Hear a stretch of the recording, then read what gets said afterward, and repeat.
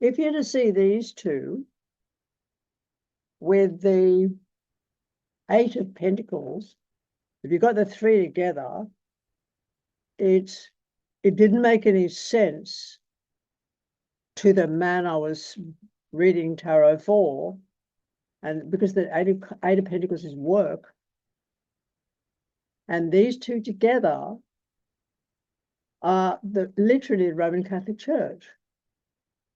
So I said to him, this doesn't make sense. Thank you, Fiona. This doesn't make sense unless you're a priest. And he was a bishop. Anybody here ever been in a Catholic church? Okay. You know how behind the fence, they have a table before they have that terribly, terribly, terribly tortured man hanging from some cross that the Romans put up. And behind that, you've quite often got a stained glass window. And on that table sits this big round gold object with all these flares going in different directions. And in the middle of it is what they call the host. And the host is supposedly the process that represents turning bread and wine into the literal body and blood of a dead man. And then people eat that shit. And they're supposedly made holy through the act of cannibalism. But that big round object is this, looks like this, and the host is that double fish thing, or the fish that's associated with Christianity, which is associated with the time of Pisces.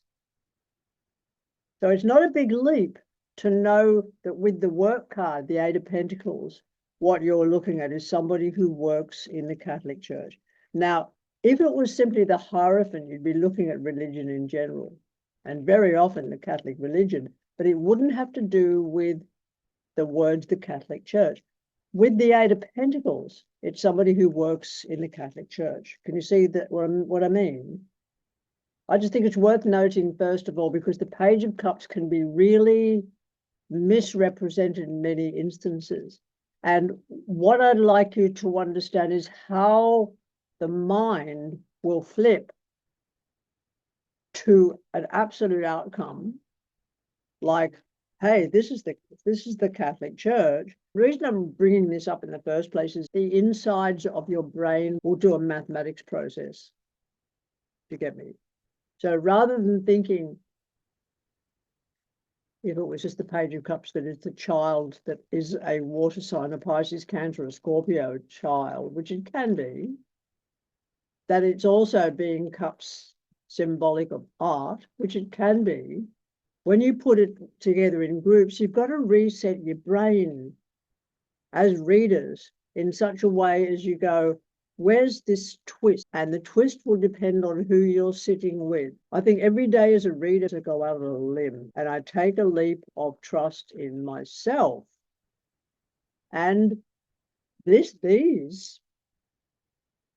why I don't change packs, because I can bypass any individual meaning and go to a group meaning.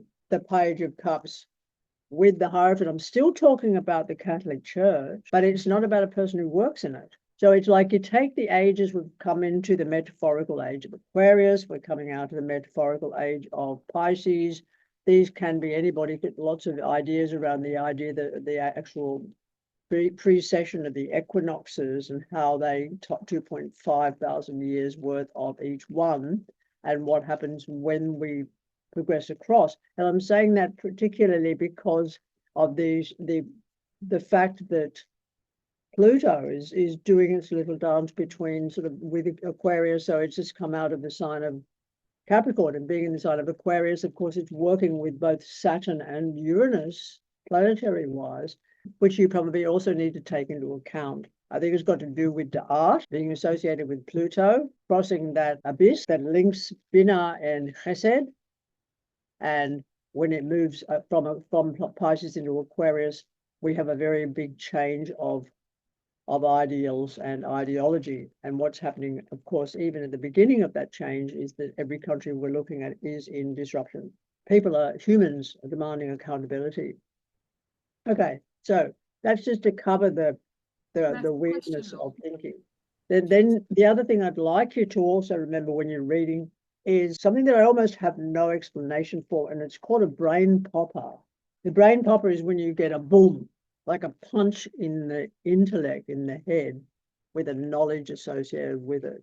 I was sitting with one particular client, and I got a date in January the 13th, and this was about November.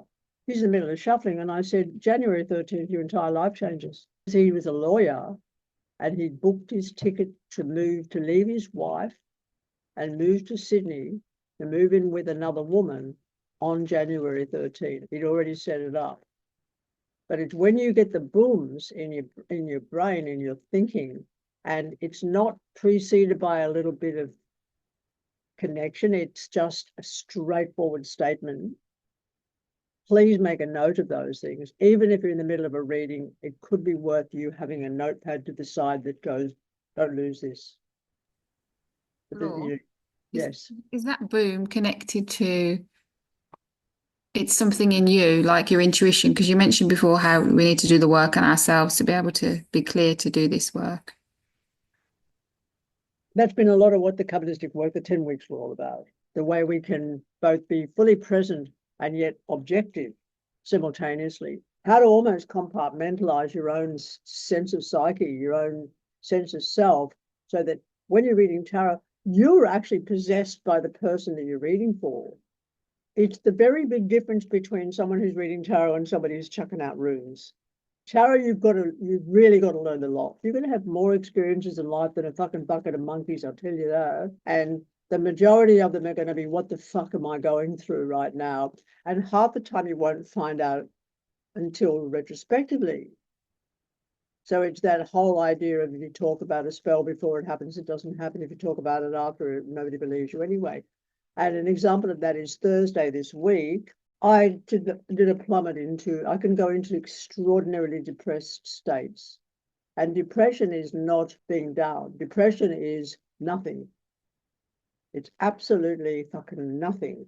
There's no emotion, there's no feeling, there's nowhere else to go. You don't want to walk anywhere. You don't want to say anything to anybody. You don't want to even get out of bed. And my housemate says, you okay? And I said, just don't talk to me.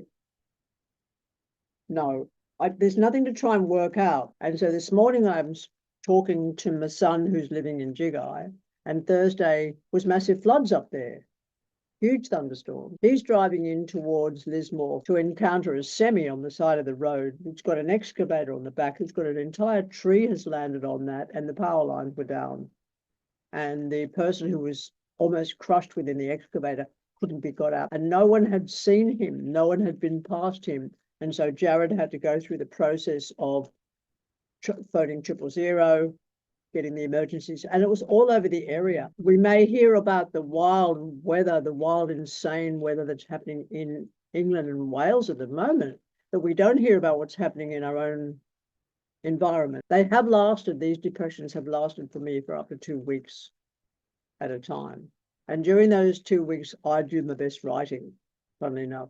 But if anybody tries to talk to me, it's just not possible. I cannot even come to the surface enough to talk to them. So this is another thing to watch out for, is when there's no way you can switch this off. It's so important to recognize that these intense bottoms of the pit are not always about us. It's about somebody else we're connected to, and we'll find out later, or maybe not. Because it will also happen if a world event, if Earth is going through a shudder, she'll let you know, and you'll feel that mood. What we've been taught by society is to think that these moods are us. We've been taught to think that they're mental illness, and the connectivity to Earth, etc., is not recognized as being part of that. We're not recognized as being part of the whole agenda, and we are as mystics. So a lot of the time when you think you're in a bad mood, it's not you. I know, it's a liberation, but it's also really important that you tell the people that are close to you. They won't understand, but they can be symbiotic. And all of this experience, like, for example, with the floods in the northern rivers that have just happened and the massive thunderstorms, okay, that's earth talking. I'm not picking up the sun's distress.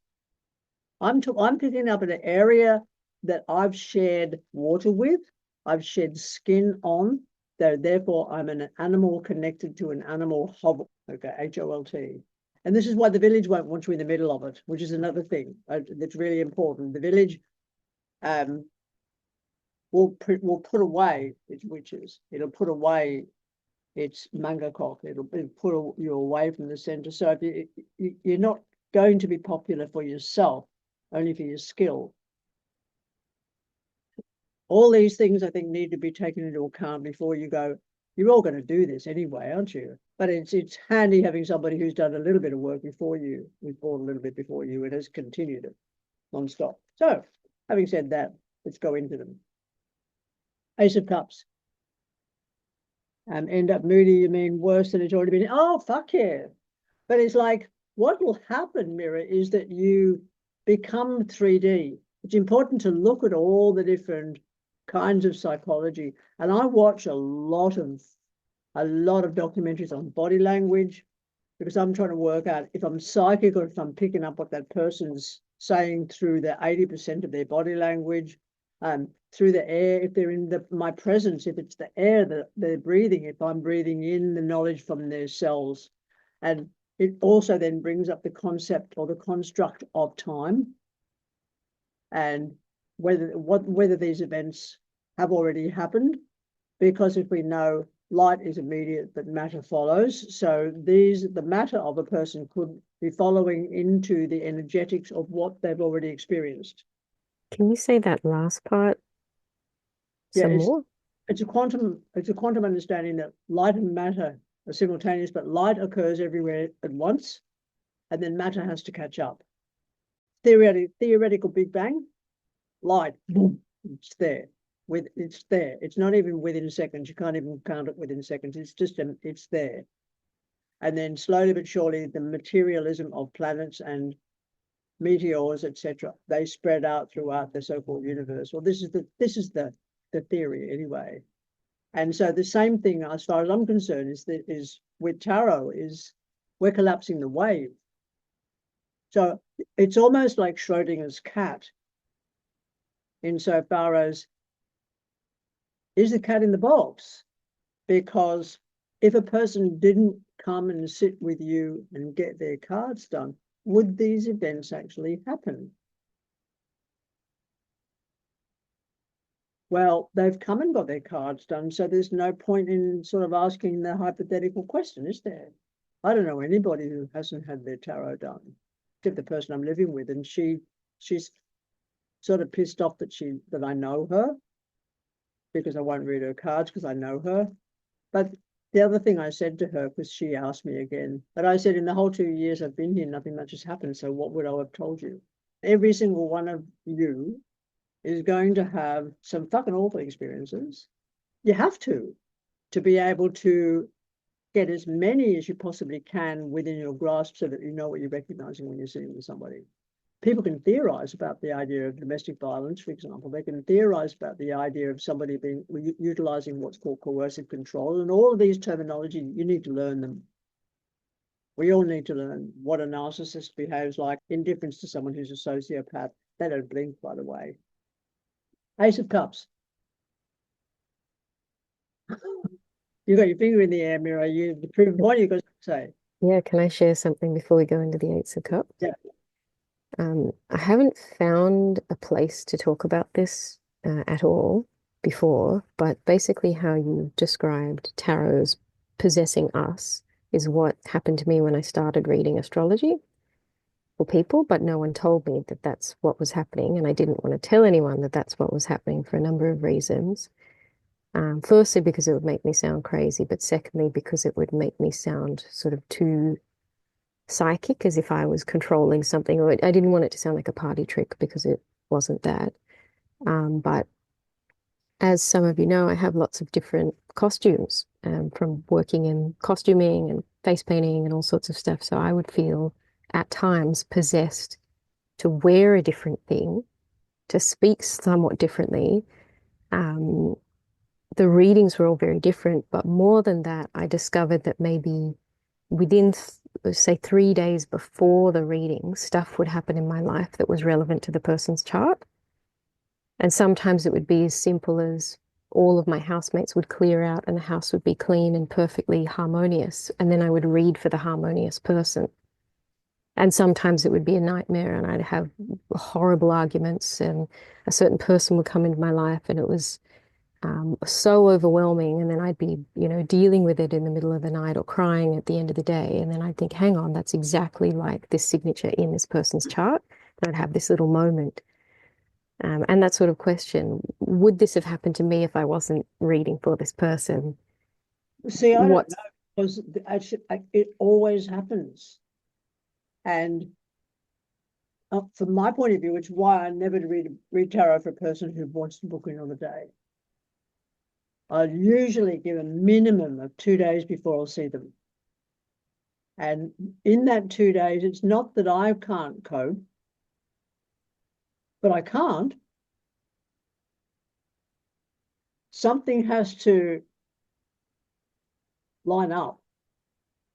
And there's no describing this with any form of rationale because no book's ever been written about it. I mean, I think we talk about it amongst ourselves, but it's not written about because people will just take it and run with it without, and they'll just then talk about it and it'll become as trendy as fucking walk-ins. Exactly. But there's also more to it than this, and I wonder a lot about whether the in-breath that we take, it gets too big. It sometimes gets really big. When you shed skin cells, when you breathe out, there's all these other people involved. There's the, shut up, Lee. Every time we breathe in, we're breathing in billions of dead people. No, I'm not just talking about human people. I'm talking about every single living everything that's ever been and that is. Everything feeds everything else. All the dead, so-called dead, I mean, they've composted down, and so they become part of the Earth's atmosphere, and so we're breathing them all the time. There's reincarnation to start with. You don't know who you're fucking breathing in. And they may have been alive 2.5 billion years ago. They're still alive in the breath. You get me? But consequently also, so are your ancestors still alive in the breath and in every atom of not only what you breathe, but where you sit, what you eat. Everybody you eat has been living since the theoretical Big Bang or since the first singularity. But of course, there was no first singularity, was there? There was all that came beforehand because we've just got this obsession as a species to think that things begin. And if anybody can find me a beginning to anything, I'll fucking eat my cards. There's only what we recognize that we didn't recognize a minute ago. And therefore, there's this idea of discovery instead of uncovering or recognizing that which has been occulted or occluded from us. Okay, so that's how the possession works. You could have 3 or 4 or 5 or 6 different voices happening inside of your head, and you're not schizophrenic. You're not bipolar. You're not any of those psychological things. You've just got people talking inside and utilizing your synapses. And they may also be a heart bacteria, and that the heart bacteria came from a shark that died 1 million years ago. It may very well come from a deer from the Paleolithic era. Do you get what I'm saying? So nothing's as it seems, and we've been so inculcated into the idea of isolation that we've been blackmailed into thinking of loneliness. So I personally would rather not speak for the next month until I'm talking with you, but the boom voice, the one that says 13th of January, your life changed, That's tarot's voice, and it's quite distinct. It's always when it comes in with a very crystal clear, absolutely succinct sentence. It never insinuates. It doesn't tell you what to do. It's very much what you would have experienced in the Kabbalistic workings when you hear or you experience one of these entities or beings or whatever you want to fucking call them. It can't be misunderstood. It's just said. I'm just thinking of experiences I've had with reading tarot that I think I discussed in the class once when I was reading for this man about his father his father was a pilot in the Second World War. And I felt in that moment when I was reading that the father, first of all, I saw his father in uniform in the room for about a half hour, even after he left. And I thought, wow, this guy really wanted to get this message to his son. It was the most incredible reading probably I've ever had, most incredible experience. And at some point, I never felt like I was in the body. It wasn't a possession, but I was sitting as the pilot, looking down at the hands, which were his. And then I was in the plane as if I was one of the guys which was about to jump out of the plane, looking at him while he was telling me these things to pacify me. And he was showing me these pictures, I felt like, you know. That's what I And then, get. The pictures. yeah. And I told that to the son because the son was telling me how he never held him as a child, but loved his sister and so on. And I start sobbing and I said, of course he can. He feels like he's the angel of death. He's telling these guys all these nice things before he's dropping them into Europe. And I could see the little parachutes and poof, suddenly they'd be bombed in the air. I said, he feels like he's poisoned. He can't touch his own son. And I start sobbing. Like I never lost it quite like that. And he's crying too. Anyway, it was life changing for him. And then afterwards, I was sitting in the room. I couldn't have the next person because he was still kind of standing there, very, but this was after the session. He was present there. And and I was looking at him and I thought, is there something else you want me to go tell your son? I'll call him on the phone. Are you not satisfied? Whatever. And he was just kind of there and then he just faded away. But this changed the entire life of the son. And afterwards, I didn't feel I felt a physical exhilaration in my body as if but I didn't feel possessed. I felt like I was brought to the scene. That's how it felt to me. I mean, I knew the entire time I wasn't in the body of this man, but he was like allowing me to look through his eyes, at his hands, at how he was flying the plane. You know what I mean? That's what I mean by possession. Yeah. It's not like I'm possessed by some kind of, even the person who's present. It's not like I'm possessed by them, this is very tricky language because they're not possessed and out of control, no, still lucid, but it's even other than that, because it's like all of a sudden the furriness in the radio stops and you're right on the channel. There's this young woman walks in for a reading. She works in a bank. She's a teller. And I hand her the cards and I get the N. I go, don't answer me, who's George? And she just looked at me for a minute. I said, just shuffle the cards, don't think about it. And then as she's shuffling the cards and I'm laying out the Dead Reckoning map, for example, I lean across, I do a Bruce Willis. And I've done this before and it gets me into trouble every fucking time, but I still do it. I lean across the table and I go, I see dead people. And she does this thing with her body, and I go through the reading and there's death all over her cards. Absolutely. And I'm attempting to just read it, and I'm not seeing people dying, and it's just death card turns up in every fucking map. And in the funniest and oddest places. Are you going to sleep there, Lee? Is it early morning, darling? Did you have a big night? I hope you had a good night. Oh, what a blast. Okay.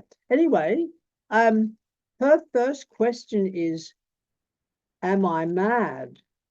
again, there's flashing images. And I said, I'll tell you when you tell me who George is. And she said, you didn't see my legs turn to rubber when you said that, did you? And I said, no, I didn't fucking see your legs turn to rubber, but I know you've been on edge since we started this. This woman, this very, very straight bank clerk, sees dead people. Now, she always has, since she was little. And she's always had a creepy kind of obsession with graveyards. And she's traveled the world to check out the different graveyards. So she'd been walking through the Greyfriars churchyard and looking at all the different insignia on the different gravestones. And she turns and she looks at this gravestone, and it's the name George Mackenzie. And she felt horrible. She felt absolutely awful. And then together we Wikipedia George Mackenzie.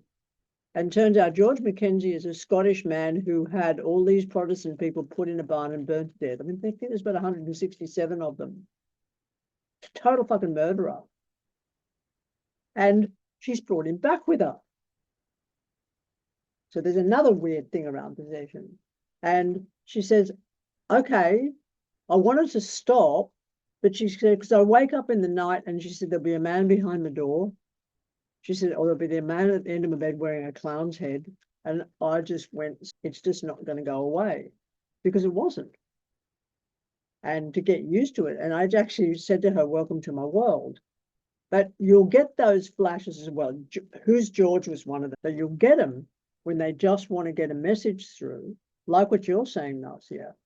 And it can be flashes of information, or it can be a stream of information, or it can just be words that come out of your mouth, that blurt out, that have got no images behind them, like with Who's George. There was no image whatsoever.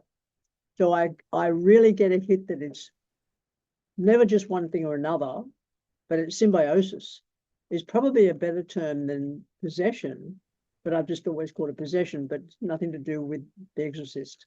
I'm saying, and I feel like it goes two directions, because I was still reading cards all the time when my father died. And the first like 5 clients after my father died, this woman was sitting there and I start to read and she goes like this. And she said, do you know someone whose name is Bill? And I was like, Bill, William, my father. Oh, it's your father. She said, he's here. He wants to talk to you. And I was like, right now, Dad, with clients, like it happened with the first 5 people after he died. He'd show up. I was like, they're paying me, but you want to come talk to me. You couldn't do that in dreams or some other manner, or, No, so maybe that's it. we open something up that can never be explained by science and can't be explained by people who don't do what we do. And I don't think can be explained by us. I haven't got the words for it. And you haven't got the words for it. You have got a word for it? No, there's no real, I mean, the minute we try to trap any of this into one word or another, we're acquiescing to what's known. And this remains completely, absolutely unknown.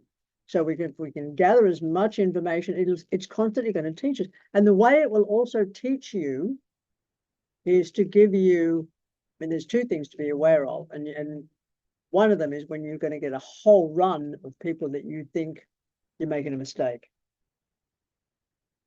That's tarot teaching you how to recognize something. I'm still feeling like I make a mistake. No one's correcting me. I just feel I'm just seeing the same thing. I'm seeing the same thing. Or I'll think that it's something that's yet to happen that may have to do with me. And that it may be, because that's come on a couple of occasions where tarot has interrupted the reading because someone I love is in danger. But in 45 years, that's only twice. And both times I didn't know it. I thought it was my client. It never lets you off the hook where you think you know. I haven't got off the hook yet. Keep wanting to add in, because you mentioned voices being in our heads. So when I first met you, Law, it was for a reading 10 years back or something like that. And I remember my experience was as if all of my head was open and you had come inside my head and you were talking to me in here. Even though you were talking out there, it felt as if you were having a conversation, and it took me about 20 minutes to realize I hadn't opened my mouth because we were having a dialogue. And then you were saying, oh, this, that. And at the time, I assumed that's just what you did. I thought, oh, okay, this person is a proper prophet psychic. They must just go inside the head. And now that I know that you don't actively try to go inside people's heads, that experience seems a bit stranger. Because I felt like you could even hear a couple of times where I thought, oh, is that that? And I didn't change my facial expression, but you responded to thoughts that I had verbally. Well, it is you talking. It's utterly, whoever I'm reading for, it's them talking. I maintain this is deep listening. And I've got to listen to everything that you tell me and be your mouthpiece for what you're saying. It's actually really you all the time. I don't say law or lie, doesn't say a fucking word. Yeah, okay. And most of the time when I'm not doing tarot, I don't talk much. And even if I do talk a lot, sometimes it can be really freaky because I'm trying to stop an event from happening by covering it with blah, blah. I mean, I've been in houses that are absolutely malevolent, and I tend to talk like about nothing much in particular, non-stop. And if I stop, I'm in trouble. There it comes. Here it comes. Here it comes. So in a weird kind of way, the voice can block other things that are going on. And what happens is that you and I, or you and the client, are in this tunnel together. And there's only one of us. And I'm gone. So it was you talking all the time anyway. It's that symbiosis. I then become one of the voices in your head that's telling you what you already know, but you haven't fully experienced yet. Mm. And it could be based on the vast numbers of ancestors you've had, because you're so ancient. I mean, you're so fucking ancient that there's nothing that you haven't experienced. And that includes being a one-cell creature, being atomic, being string in string theory, absolutely energetic. What other species? So many philosophies and different mysticisms have looked at this.